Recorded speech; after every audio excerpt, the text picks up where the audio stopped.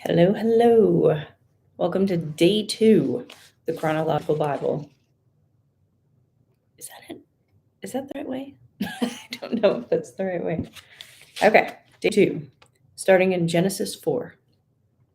Now, Adam had relations with his wife, Eve, and she became pregnant. When she gave birth to Cain, she said, "With the Lord's help, I have produced a man." Later, she gave birth to his brother and named him Abel. When they grew up, Abel became a shepherd, while Cain cultivated the ground. When it was time for the harvest, Cain presented some of his crops as a gift to the Lord. Abel also brought a gift, the best portions of the firstborn lambs from his flock. The Lord accepted Abel's gift. It says, the Lord accepted Abel and his gift, but he did not accept Cain and his gift.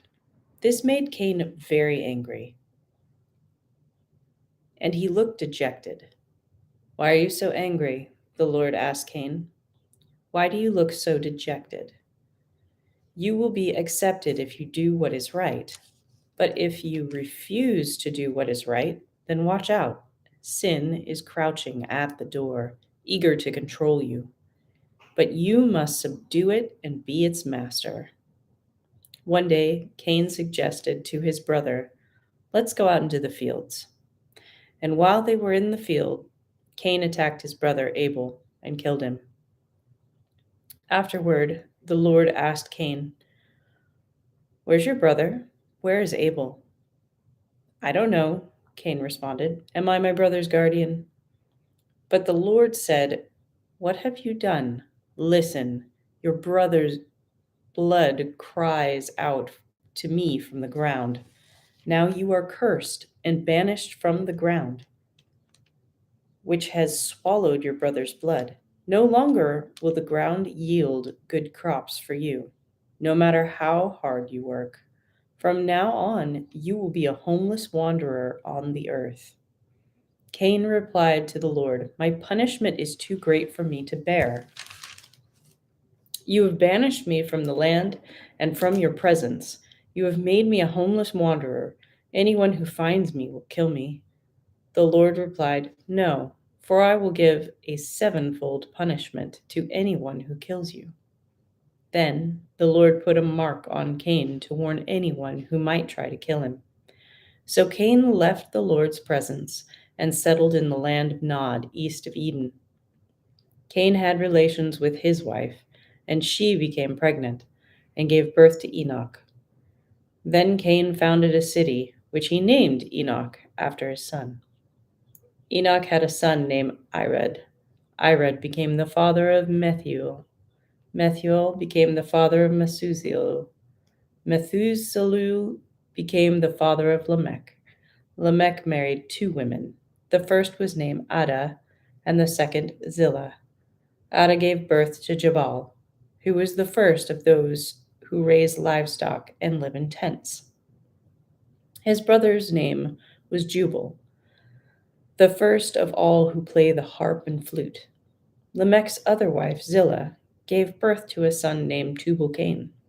He became an expert in forging tools of bronze and iron. Tubal-Cain had a sister named Naamah. One day Lamech said to his wives, "Ada and Zillah, hear my voice. Listen to me, you wives of Lamech. I have killed a man who attacked me, a young man who wounded me. If someone who kills Cain is punished 7 times, then someone who kills me will be punished 77 times." Adam had relations with his wife again, and she gave birth to another son.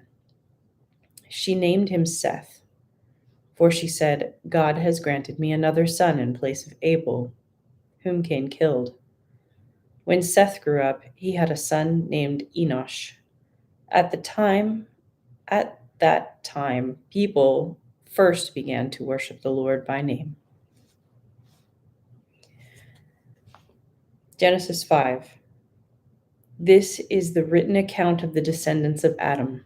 When God created human beings, he made them to be like himself.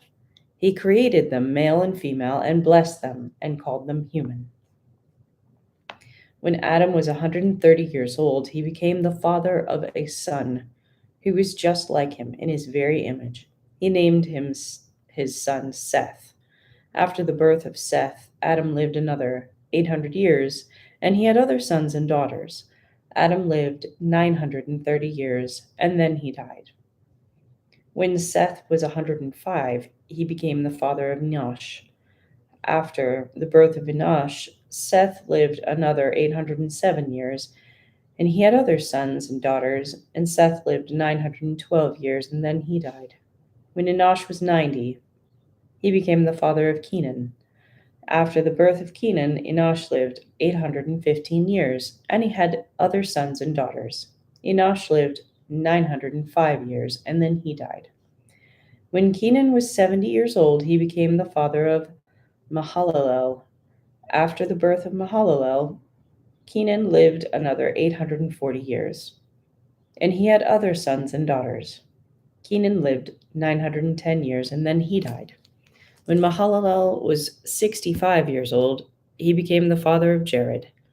After the birth of Jared, Mahalalel lived another 830 years, and he had other sons and daughters. Mahalalel lived 895 years, then he died.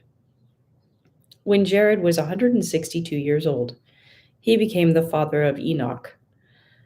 After the birth of Enoch, Jared lived another 800 years, and he had other sons and daughters. Jared lived 962 years, and then he died.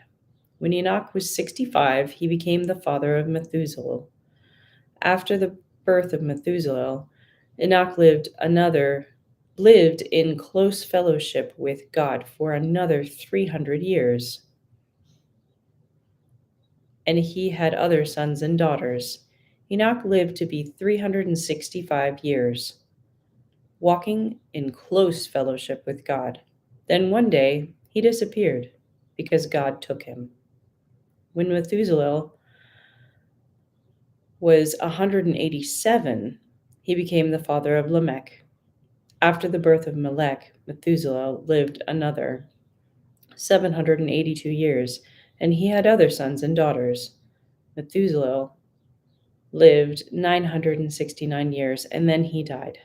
When Lamech was 182 years old, he became the father of a son. Lamech named his son Noah, for he said, "May he bring us relief from our work and the painful labor of farming this ground the Lord has cursed." After the birth of Noah, Lamech lived another 595 years, and he had other sons and daughters.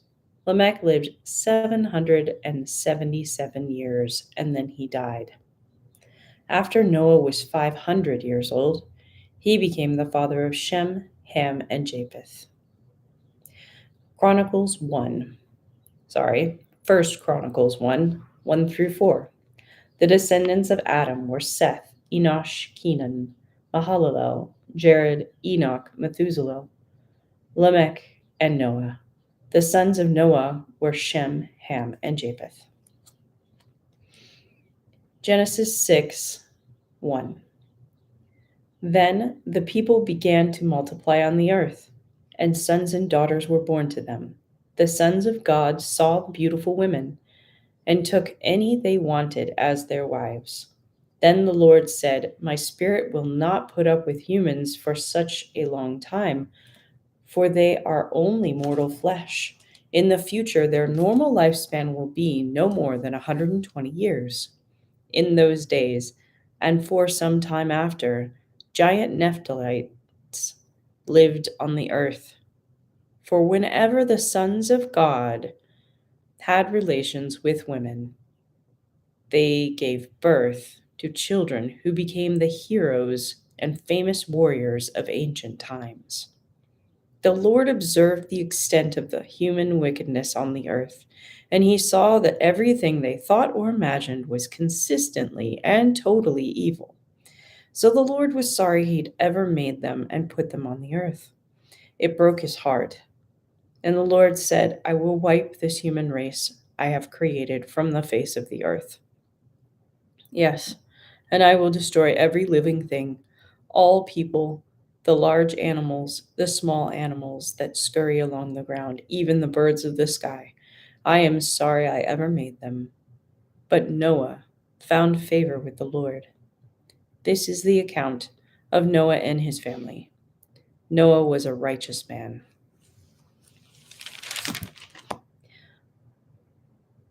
And only blameless person living on the earth at the time, and he walked in close fellowship with God.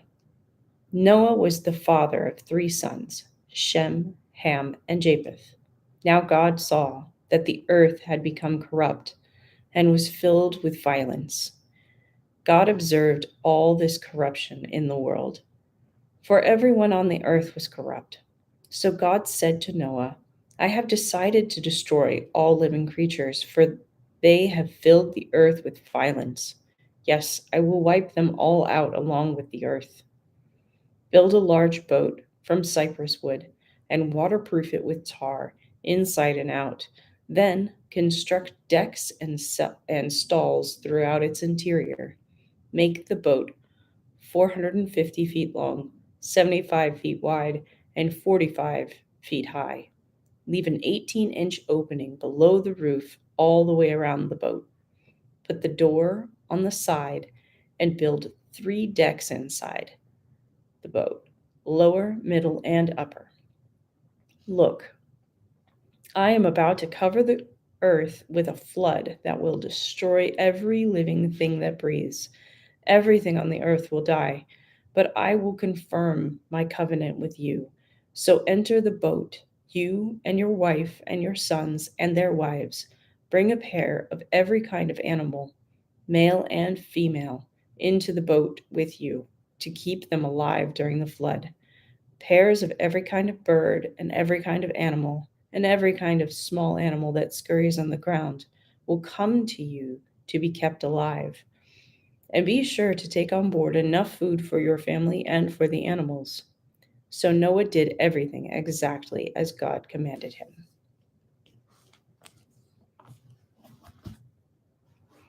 See you tomorrow.